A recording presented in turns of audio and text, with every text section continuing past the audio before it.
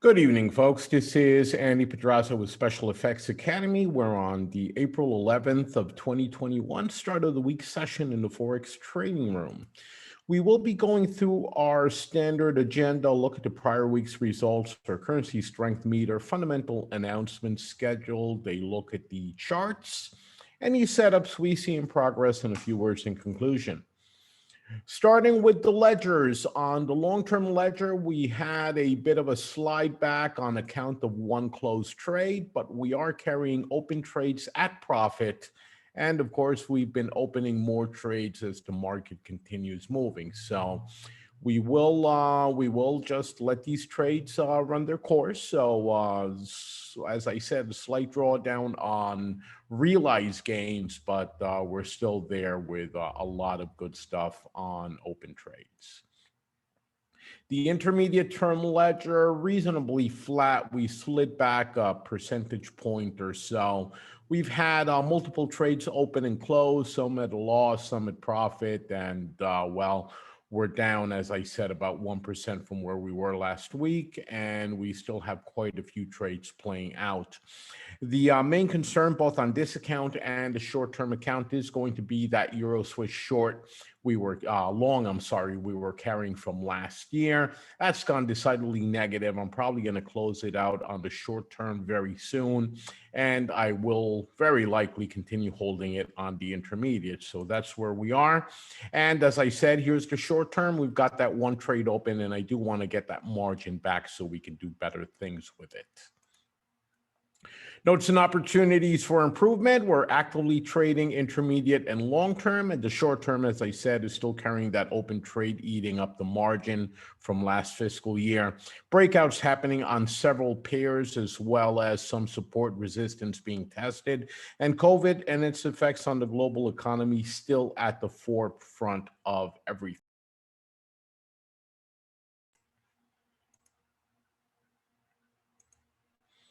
Moving on to our relative strength meter for the last week, we can see that the yen is slowly starting to show signs of recovery. The Swiss was the bigger mover along with the pound, though in opposite directions. The Swiss gaining strength, the pound losing by about the same amount. This actually gives us a pretty good opportunity, as I still believe in pound strength overall. So we do have the opportunity to trade the pound back up to where it was before. The Kiwi, the Canadian, the Aussie barely moving. They did lose some ground, but negligible, as close to zero without being zero. The euro gained a bit. The dollar lost a bit, also pretty much along the same amounts. So really the only big movers of the week, the pound and the Swiss. And as I said, I think the pound is a perfect candidate for a retrace at this point. Announcements scheduled for the week. We've got the Reserve Bank of New Zealand's interest rate decision on Tuesday evening. So we will be starting our evening trading session later that night to accommodate. And same thing will happen on Wednesday with the employment change out of Australia. We will also be starting a little bit later than usual. Check your emails for the exact schedule for the week. And with that, we move on to the charts. Oil, commodities. Oil is tracking sideways, has been for a few weeks now. I still think it will probably end up going higher, but for now it is taking a breather, and actually a well-deserved breather. It had quite a magnificent run from November through the beginning of March before it started showing some sign of slowing down. So quite a good run for oil in the first few months of the year. On the currencies, the euro recovering nicely against the dollar, so it is in a breakout. We are trading this one on one of the accounts, and we're looking for a trip towards the top. Pound dollar, as mentioned, the pound sliding back against pretty much every other currency out there. It is at an area of support against the dollar, and I still think that this one could very easily return to the top. USD/JPY sliding down into yen strength as the yen recovered somewhat last week, but Friday it started coming back up. So I still think this is a long. It hasn't broken any of the significant levels of support for us to start going short. Ultimately, long term, I think this thing is going down. USD weakness and yen strength, but that has just not been what the market's doing. So we trade whatever is going on and not what we think should be going on. USD Canadian, very nicely still at the bottom, did have a retrace for a few weeks, which seems to now be going sideways. And I think this is still a good short. I think we're going to have lower lows before too long, because that's what we've been having for the entire visible portion of this chart. You can see that playing out: lower lows, lower highs, lower lows, lower highs, tracking that trend line very nicely towards the bottom. And I think the next step is going to be a break of that bottom. USD Swiss has been all over the place. It went desperately against the Swiss franc and in favor of the dollar for weeks. And this last week, it just came all the way back down to a previous level of support. Which way this cookie is going to crumble, your guess is as good as mine. We'll wait and see which way it starts moving and trade that accordingly. Aussie dollar at support and tracking sideways. Kiwi dollar also tracking generally sideways, but with a bullish slant. So while it was sideways for the entire week, it is higher than it was the week previous. So it is in a sort of bullish move.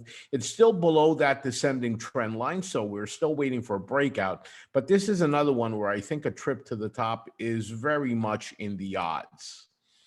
Aussie Canadian, sideways and bumpy, right below resistance and dropping on Friday. Went up on Monday, Tuesday, tracked sideways Wednesday, Thursday, and went back to where it began the week on Friday. So net loss gain on anybody trading the Aussie CAD and holding it all week was pretty much zero, but they did have a roller coaster of a ride while that happened.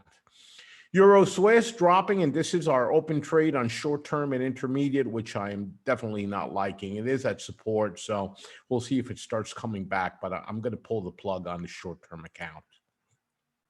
Euro pound, nice recovery, or rather I should say nice drop of the pound all week, and the euro gaining strength against the pound. We're in breakout territory. We do have an open trade carrying about 100 pips of profit at this point, and with some of that already protected via trailing stop. I think this one has a very good chance of continuing to move towards the top, and we'll continue to play it that way until the wind shifts.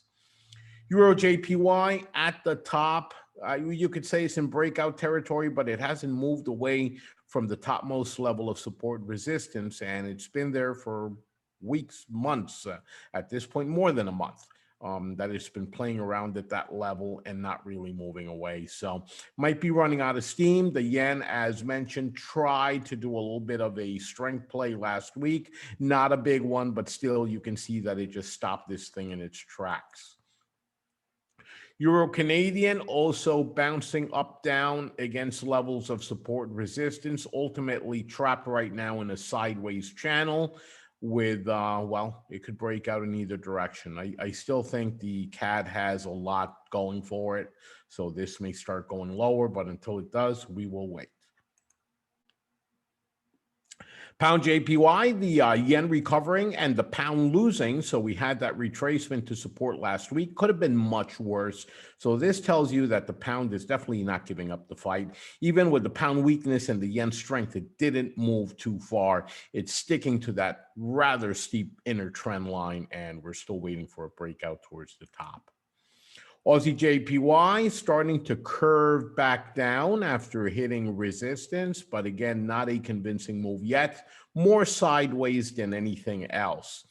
Euro New Zealand going in all directions, forming a sort of teacup pattern there with the candles. You can see the cup formation in the last 2 or 3 weeks. It is right above a level of support. I still think this is a good short. But we'll have to wait for the market to give us the opportunity.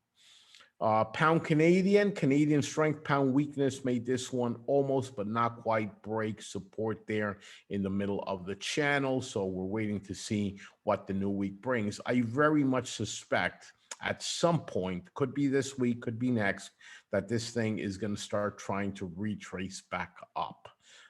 Between pound strength coming back plus whatever may happen to the CAD, I think it's a pretty safe bet that this one is going to maybe not go all the way to the top. And you can't predict where they're going to go, but there will be a retrace. Pound Swiss, same thing. It's dropping on both pound weakness and Swiss strength last week. And now we're waiting to see how the new week begins to see if there's an opportunity here. Another one I think will go back to the top. Pound Aussie also going in all directions, but ultimately I think this one should be traded up. And indeed, we are trading it up already, waiting on that bounce off of the that trend line it's touching right now, or was touching on Friday. And that is it for our charts for the week. So not a whole lot to look at. I mean, there's a bunch of stuff that is in the process of happening, but nothing that is very, very convincing. So again, we're going to wait for the market to actually start moving before we do anything significant. Setups we see in progress, more than seeing in progress, just a quick cheat sheet on what I just said. The pound had a sharp drop to support. I still think, or rather I still am bullish on the pound. I think it will go back up, but seeing is believing. The USD sideways and is somewhat back to weakness. The Aussie appears to be at its maximum and slowing down. And yes, I do think that the Australian movement has played itself out. It's gone as far in one direction as possible, which means that what we'll be seeing now is either just a holding pattern, it'll start going sideways, or at the first hint of anything negative, there will be a sharp retracement, because I think went a little bit too far. The yen, of course, the opposite case. It has been weakening for no good reason at all, other than, well, that's what the market's doing. It had a slight recovery last week, but nothing too deep, nothing you can shake a stick at. So the yen is still facing strong headwinds, and we'll have to wait and see when the yen is going to start moving back into some semblance of strength. And of course, the Canadian, I love the Canadian. It is getting stronger. It's no longer moving as haphazardly as it was in the past, going in all directions. Ultimately, it was trending. It was going into cat strength, but you had some pretty wild rides along the way as it went up and down between levels of support and resistance. So that's where we are. Of course, there's another 3 currencies out there, but I focus on the 5 that seem to be the most interesting at any given point in time.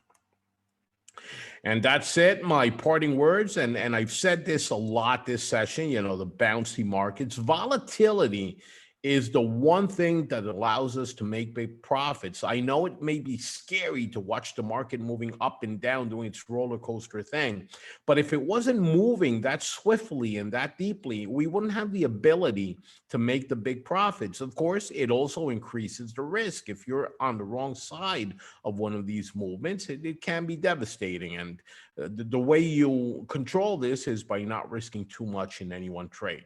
These are volatile times. We've got the COVID stuff. We've got the political and civil unrest in the U.S. We've got Europe going into lockdowns just about every other week without rhyme or reason. And trading will always involve risk. There's no way of avoiding risk without slashing profit. If there is no risk, there's no profit. You're paying for the opportunity to make profit by putting your money at risk. It's really that simple to explain. Remember, this isn't the game of chance or being better predictors. It's all about the odds and managing risk. If you play enough times and you're managing risk, at some point you will be winning more than you're losing. If not, then you got to change what you're doing, because that is the sweet spot where you're winning more than you lose. One trade alone means nothing. I don't care if it's a winner or a loser. This is really, if you want an analogy, it's like going to a horse race and placing a bet on every single horse.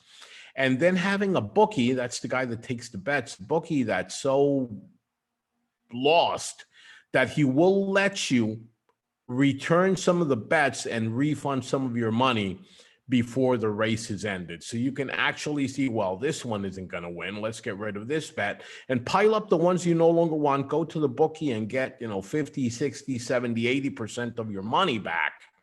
And then you can even move that money into the horses that are in the lead. Now, no bookie is ever going to do this because that would be utterly stupid, but that is the way the market works. It really can be that simple most of the time. Sometimes, of course, you can have a black swan or something, which is like a meteorite hitting the racetrack.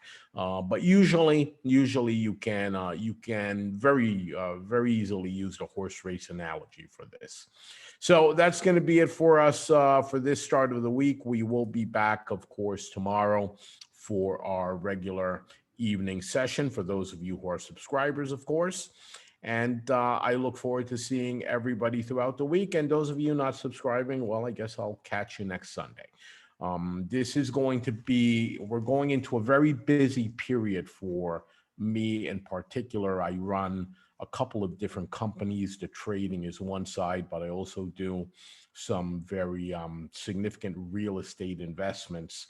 And we're coming into one of the tax sales where the counties auction off hundreds of properties at a time. So I'm going into a period where I have to go and visit all these properties, make a list of the ones I want to bid on, and then, of course, show up at the auction with money and try to buy as many as I can.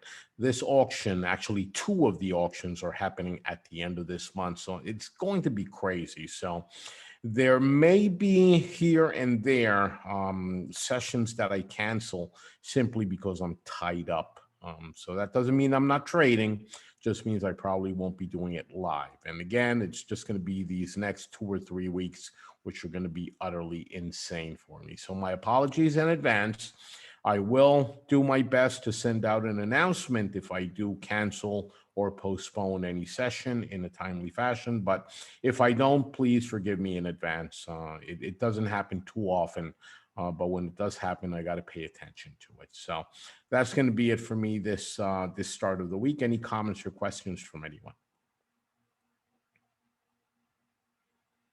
Okay, folks, thank you very much. That's a wrap, and I will catch you on the flip side. Have a great week. Happy trading.